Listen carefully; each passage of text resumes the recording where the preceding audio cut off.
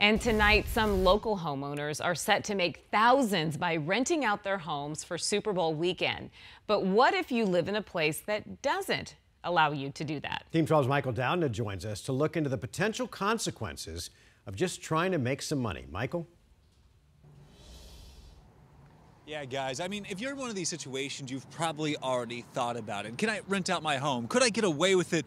Or even if I'm caught, what's the worst that could happen? The Super Bowl. It means parties, celebrations, and a chance to make a lot of money. This little tiny house has helped pay for the main house in a big way, and I put a lot of the money away in my kids' college funds. But what if you live in a place where that opportunity is outlawed?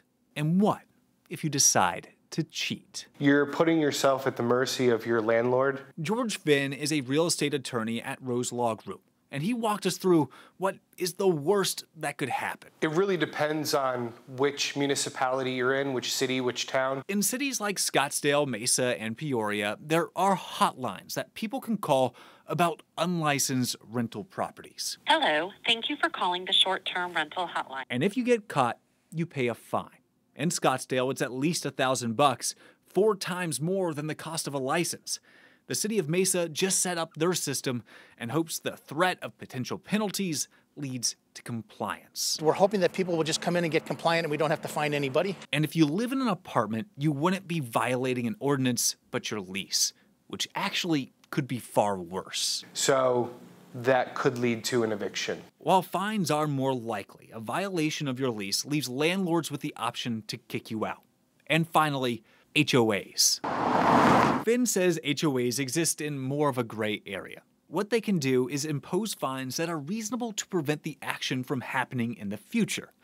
But what that amount is varies greatly. What they're called CC&Rs, covenants, conditions, and restrictions, what those state towards the restrictions on short-term rentals.